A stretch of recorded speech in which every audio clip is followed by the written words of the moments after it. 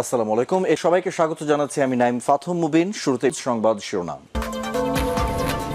বাংলাদেশের সর্বশেষ গুরুত্বপূর্ণ আপডেট সংবাদে আপনাকে স্বাগত। শুরুতেই সংবাদ শিরোনাম, পরে বিস্তারিত। প্রথমেই জানাবো, চট্টগ্রামে বন্যা দুর্গতদের মাঝে ত্রাণ এবং চিকিৎসা সেবা দিল সেনাবাহিনী। চট্টগ্রামের সেনানিবাসে উদ্যোগে বলখালী এবং হাটহাজারী ফটিকছড়ি দুর্গম এলাকায় বন্যা দুর্গত মানুষের মধ্যে ত্রাণ সামগ্রী বিতরণ করেছে বাংলাদেশ সেনাবাহিনী। প্রথম কার্যক্রম হিসেবে এলাকায় 500 মানুষের হাতে শুকনো খাবার তুলে দিয়েছে বাংলাদেশ সেনাবাহিনী। এছাড়াও 1000 মানুষকে চিকিৎসা সেবা দেওয়া হয়েছে। এ সময় বন্যা দুর্গত এলাকায় ক্ষতিগ্রস্ত পরিবারগুলোকে চাল, ডাল, তেল, লবণ, শুকনো খাবার, বিশুদ্ধ পানি সহ প্রয়োজনীয় ত্রাণ সামগ্রী বিতরণ করা হয়েছে। এবারে জানাবো, টানা বর্ষণে ডুবে গেছে ঢাকার সড়ক অলিগলি, পানিবন্দী নগরবাসী। আজ টানা বৃষ্টিপাতে রাজধানী ঢাকা পানির নিচে তলিয়ে গেছে।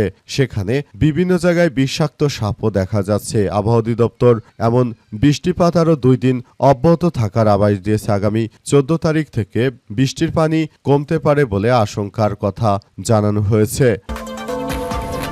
এদিকে 12 জেলায় বন্যা পরিস্থিতি অবনতির আশঙ্কা।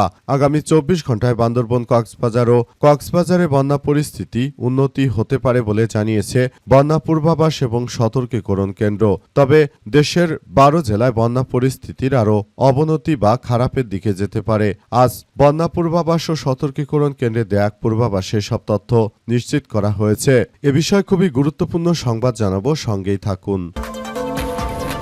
এরপর জানাবো, বন্যা পরিস্থিতি মোকাবেলায় 11 জেলায় বিজিবি মোতায়েন। বন্যা পরিস্থিতি মোকাবেলায় প্লাবিত এলাকায় উদ্ধার কার্যক্রম, ত্রাণ সামগ্রী সহায়তায় 11 জেলায় বর্ডার গার্ড অব বাংলাদেশ বিজিবির সদস্য মোতায়েন করা হয়েছে। আজ বিজিবি সদর দপ্তর থেকে পাঠানো এক বিজ্ঞপ্তিতে এই সব তথ্য নিশ্চিত করা হয়েছে। এদিকে গণভোট বাস্তবায়নে সরকারকে বাধ্য করা হবে বলেন ডাক্তার শফিকুর রহমান। জাতীয় সংসদের বিরোধী দলীয় নেতা ও জামাত ইসলামের আমির ডাক্তার শফিকুর রহমান জানিয়েছেন যে বাংলাদেশের গণভোট বাস্তবায়নে বিএনপি সরে এসেছে। তাদেরকে গণভোট বাস্তবায়নে অবশ্যই জোর করে তাদেরকে গণভোটের রায়কে বাস্তবায়ন করতে আমরা মাঠে নামব খুব শীঘ্রই বলে কঠোর হুঁশিয়ারি দিয়েছেন বিএনপিকে। এবং সর্বশেষ জানাবো, আবহাওয়া দেখে এইচএসসি পরীক্ষার সিদ্ধান্ত নেওয়া হবে বলেন শিক্ষামন্ত্রী। ঢাকা সহ সারা দেশের বিভিন্ন এলাকায় টানা বৃষ্টির কারণে উচ্চ মাধ্যমিক সার্টিফিকেট বা এইচএসসি ও সমমানা পরীক্ষা নেওয়া হবে কিনা সে বিষয়ে সার্বিক পরিস্থিতি পর্যালোচনা করছে সরকার। শিক্ষা ও প্রাথমিক গণশিক্ষামন্ত্রী ডাক্তার আনম এহসানুল হক মিলন বলেছেন যে জেলা প্রশাসক, ডিসি, শিক্ষা বোর্ডের চেয়ারম্যান এবং আবহাওয়া অধিদপ্তরের তথ্য বিশ্লেষণ করে পরীক্ষা নেওয়ার বা না নেওয়ার ব্যবস্থা সিদ্ধান্ত গ্রহণ করা হবে। প্রিয় দর্শক, এতক্ষণ শুনছিলেন সংবাদ শিরোনাম, এবারে বিস্তারিত। তবে তার আগে বন্ধুরা অনুরোধ থাকবে, এই সংবাদটিতে একটি লাইক দিন। এই চ্যানেলে আপনি নতুন হয়ে থাকলে আমাদের সংবাদটি দেখতে দেখতে চ্যানেলটি সাবস্ক্রাইব করে রাখুন। কমেন্ট করে বন্ধুরা আপনার মূল্যবান মতামত জানিয়ে দিন আপনি বিশ্বের কোন দেশ থেকে বা বাংলাদেশের কোন স্থান থেকে আমাদের সংবাদটি দেখছেন এবং শুনছেন। আর বন্ধুরা, সংবাদটি আপনার সোশ্যাল মিডিয়া ফেসবুকে শেয়ার করে বন্ধুদেরও দেখার সুযোগ করে দিন। গাজা যুদ্ধে আপনি যদি নিরীহ ফিলিস্তিনিদের ভালোবেসে থাকেন বন্ধুরা, কমেন্টে ইয়েস লিখে পুরো বিশ্বকে আমাদের এই তাজা আপডেটটি দেখার সুযোগ করে দিন। এবারে বিস্তারিত। বন্যা পরিস্থিতি মোকাবেলায় 11 জেলায় বিজিবি মোতায়েন। বন্যা পরিস্থিতি মোকাবেলা করার জন্য প্লাবিত এলাকায় উদ্ধার কার্যক্রম, ত্রাণ সামগ্রী এবং চিকিৎসা সহায়তায় 11 জেলায় border guard of Bangladesh BGB মোতায়েন করা হয়েছে। বিজিবির সদর দপ্তর থেকে পাঠানো এক বিজ্ঞপ্তিতে এই তথ্য নিশ্চিত করা হয়। এতে বলা হয়েছে যে বন্যা দুর্গত বান্দরবান, কক্সবাজার, রাঙামাটি, খাগড়াছড়ি, চট্টগ্রাম, ফেনী, সিলেট, হবিগঞ্জ, সুনামগঞ্জ, নেত্রকোনা, জামালপুর জেলার উদ্ধার তৎপরতা এবং ক্ষতিগ্রস্ত পরিবারের কাছে ত্রাণ সামগ্রী ও চিকিৎসা সহায়তায় দেওয়ার ক্ষেত্রে কাজ করছে বাংলাদেশের বিজিবির সদস্যরা। পাশাপাশি তারা বিভিন্ন এলাকায় ঘুরে ঘুরে তারপর যারা বন্যায় আটকে পড়েছে সব মানুষদেরকে তারা সর্বাত্মকভাবে সহযোগিতা করছে। পরিস্থিতি নিয়ন্ত্রণে বাংলাদেশ সেনাবাহিনী বিজিবির সদস্যরা তারা সর্বাত্মকভাবে কার্যক্রম চালিয়ে যাচ্ছে।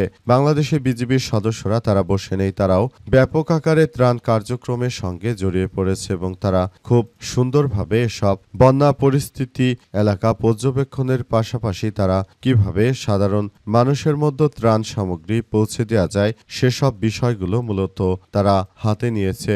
নতুন করে বিষয়গুলো খুব সুন্দরভাবে পরিলক্ষিত হচ্ছে। আসলে বর্তমান সময় যে ধরনের সমস্যার সৃষ্টি হয়েছে সেগুলো মোকাবেলা করার জন্য ইতিমধ্যে সবাইকে একসঙ্গে কার্যক্রম চালিয়ে যাওয়ার বিষয়গুলোর কথা জানানো হয়েছে, যাতে করে বন্যা পরিস্থিতি মোকাবেলা করতে সবাই একসঙ্গে কাজ করতে পারে এবং বিজিবির সদস্যদেরকেও সর্বাত্মকভাবে সহযোগিতা করা হোক সেই প্রত্যাশা সবার। টানা বর্ষণে ডুবে গেছে ঢাকার সড়ক অলিগলি, পানিবন্দী নগরবাসী। আজ রাত থেকে শুরু হওয়া টানা বৃষ্টিপাতে ডুবে গেছে ঢাকা। আজ সকাল ৬টা থেকে দুপুর ১২টা পর্যন্ত ৮২ মিলিমিটার বৃষ্টিপাত রেকর্ড করা হয়েছে। কোথাও কোথাও বৃষ্টিপাত রেকর্ড করা হয়েছে ১৭৯ মিলিমিটার পর্যন্ত।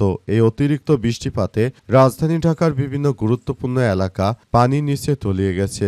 বন্যার পানির সঙ্গে ভেসে আসছে বিভিন্ন বিষাক্ত পোকা, প্রাণী এবং কিছু কিছু জায়গায় দু একটি সাপকেও দেখা যাচ্ছে। তাই যেসব বাসিন্দারা রয়েছেন বন্যা পরিস্থিতি সুন্দরভাবে যারা ফেঁসে গিয়েছেন তাদেরকে বলতে চাই, আপনারা সবাই বন্যার পানিতে নামার আগে সব সময় আশপাশ একটু সুন্দরভাবে দেখে তারপর পুরো পরিস্থিতি পর্যালোচনা করে তারপর নামার জন্য চেষ্টা চালিয়ে যাবেন, এমন প্রত্যাশার কথা সরকারের পক্ষ থেকেও বলা হচ্ছে। আরও বলা হচ্ছে যে কোনোভাবে এই ধরনের সমস্যা মোকাবেলা করার জন্য সবাইকে আরও বেশি দায়িত্বশীল ও সতর্কতার সঙ্গে কার্যক্রম চালিয়ে যেতে হবে। যদি বন্যা পরিস্থিতি এভাবে চলতে থাকে তাহলে ভবিষ্যতে বাংলাদেশের জন্য আরও ভয়াবহ এক বিপর্যয়কর পরিস্থিতি আসতে পারে। বিশেষ করে আগামী অন্তত 2 দিন, আগামী 14 তারিখ পর্যন্ত বন্যা পরিস্থিতির উন্নতি হওয়ার তেমন কোনো খবর আমরা পাচ্ছি না, কারণ বৃষ্টিপাত আগামী 14 তারিখ পর্যন্ত আর কমার সম্ভাবনা ততটা নেই। তবে 14 তারিখের পর থেকে বন্যার পরিণতি আরও ভালো দিকে যেতে পারে এবং বৃষ্টিপাত বন্ধ হয়ে ভালো একটি পরিবেশ আসলে সৃষ্টি হতে পারে এমন কথা অনেকে জানাচ্ছে। তবে শেষ পর্যন্ত বিষয়গুলো কোন দিকে যায় এবং কি হতে চলেছে সে সম্পর্কে আমাদের সবাইকে আরও বেশি সজাগ দৃষ্টি রাখতে হবে। বন্যার পানি নেমে গেলেও তারপরে বিভিন্ন রোগ দেখা দিতে পারে, তাই এসব বিষয় নিয়ে সবাইকে এখনই সতর্ক থাকার জন্য পরামর্শ দেওয়া হচ্ছে। চট্টগ্রামে বন্যা দুর্গতদের মাঝে ত্রাণ এবং চিকিৎসা সেবা দিল সেনাবাহিনী। চট্টগ্রামের সেনাবাহিনীর উদ্যোগে বোয়ালখালী, হাটহাজারী এবং ফটিকছড়ি দুর্গম এলাকায় বন্যা দুর্গত মানুষের মতো ত্রাণ সামগ্রী বিতরণ করা হয়েছে। একই সঙ্গে অসুস্থ এবং দুর্ভোগে পড়া মানুষের জন্য চিকিৎসা সেবার ব্যবস্থাও করা হয়েছে। আজ ত্রাণ কার্যক্রমের প্রথম দিন এসব এলাকায় প্রায় ৫০০ মানুষের হাতে শুকনো খাবার সহ প্রয়োজনীয় খাদ্য সামগ্রী তুলে দেয় বাংলাদেশ সেনাবাহিনী। পাশাপাশি বাংলাদেশ সেনাবাহিনীর মেডিকেল কোরের সদস্যরা প্রায় ১০০০ মানুষকে চিকিৎসা সেবা প্রদান করেছে। বাংলাদেশ সেনাবাহিনীর পক্ষ থেকে জানানো হয়েছে যে গুইমারা রিজিয়নের অধীনে লক্ষ্মীছড়া জোনের উদ্যোগে ফটিকছড়ি উপজেলার সুন্দরপুর, হারোয়াল ছড়ি সহ আশপাশে বন্যা কবলিত এলাকায় জরুরি ত্রাণ কার্যক্রম পরিচালনা করা হচ্ছে। এ সময় সেনাবাহিনীর সদস্যরা নৌযান এবং অনন্য উপায়ে দুর্গম এলাকায় পৌঁছে ক্ষতিগ্রস্ত পরিবারগুলোকে শনাক্ত করে এবং পরে তাদের মধ্যে চাল, ডাল, আটা, তেল, লবণ, শুকনো খাবার, বিশুদ্ধ পানি সহ প্রয়োজনীয় ত্রাণ সামগ্রীর বিতরণ করে। পাশাপাশি বন্যা দুর্গত এলাকার মানুষের মাঝে বাংলাদেশ সেনাবাহিনীর সদস্যরা তারা সব রকমের খাদ্য সামগ্রী বিতরণ করছে। আর দেশের মানুষকে চিন্তা না করে ধৈর্য ধারণ করার প্রতি উদাত্ত আহ্বান জানিয়েছে বাংলাদেশ সেনাবাহিনীর সদস্যরা। সেনাবাহিনীর সদস্যরা তারা সর্বাত্মকভাবে কার্যক্রম চালিয়ে বাংলাদেশের বন্যা দুর্গত মানুষদের পাশে দাঁড়িয়েছে। আসুন আমরাও বাংলাদেশ সেনাবাহিনীর সদস্যদেরকে সহযোগিতার মাধ্যমে তাদের কাজকে আরও ত্বরান্বিত করি এবং যেসব এলাকায় তারা সহযোগিতা এসেছে সেসব এলাকাগুলো থেকে তাদেরকে সহযোগিতার হাত বাড়িয়ে দেয়, যাতে করে তারা তাদের কার্যক্রমগুলো খুব সুন্দরভাবে পরিচালিত করতে পারে। এটি বাংলাদেশ সেনাবাহিনীর প্রত্যাশা সাধারণ জনগণের প্রতি। দেশের ১২ জেলায় বন্যা পরিস্থিতি অবনতির আশঙ্কা। আগামী ২৪ ঘন্টায় বান্দরবন, চট্টগ্রাম, কক্সবাজারে বন্যা পরিস্থিতি উন্নতি হতে পারে বলে জানিয়েছে বন্যা পূর্বাভাস ও সতর্কীকরণ কেন্দ্রের সময়। অতি ভারী বৃষ্টিতে দেশের ১২ জেলায় বন্যা পরিস্থিতি আরও খারাপ হতে পারে। আজ বন্যা পূর্বাভাস ও সতর্কীকরণ কেন্দ্রে দেওয়া পূর্বাভাসে সব তথ্য নিশ্চিত করা হয়েছে। বন্যার পূর্বাভাসে বলা হয়েছে আগামী 24 থেকে 48 ঘন্টায় দক্ষিণ পূর্বাঞ্চল, ফেনী, চট্টগ্রাম, খাগড়াছড়ি, উত্তর পূর্বাঞ্চল, সিলেট, সুনামগঞ্জ, নেত্রকোনা, শেরপুর ও ময়মনসিংহ উত্তরাঞ্চল, নীলফামারী, লালমনিরহাট, রংপুর, কুড়িগ্রাম জেলার নদী সংলগ্ন নিম্নাঞ্চলের কোথাও কোথাও স্বল্পমেয়াদী বন্যা পরিস্থিতি উদ্ভব অথবা কিছুটা অবনতি হতে পারে। কেন্দ্রের সহকারী প্রকৌশলী দায়িত্বরত কর্মকর্তা মোস্তফা কামাল জিহান স্বাক্ষরিত ওই পূর্বাভাসে বলা হয়েছে যে আগামী 24 ঘন্টায় বান্দরবন, চট্টগ্রাম ও কক্সবাজার জেলার সাঙ্গু, মাতামুহুরী এবং মৌলভীবাজার ও হবিগঞ্জ জেলার মনু খোয়াই নদী সংলগ্ন নিম্নাঞ্চলসমূহ বন্যা পরিস্থিতির উন্নতি হতে পারে। 5 স্টেশনে পানি বিপদসীমার উপর দিয়ে। ওই পূর্বাভাসে আরও বলা হয়েছে সাঙ্গু নদী বা বান্দরবন এবং দোহাজারী, চট্টগ্রাম, কুশিয়ারা নদী, মারকুলি, সুনামগঞ্জ ও ফেঞ্চুগঞ্জ, সিলেট, সোমেশ্বরী নদী, কলমাকান্দা, নেত্রকোনা স্টেশন পানি বিপদসীমার উপর দিয়ে প্রবাহিত হচ্ছে।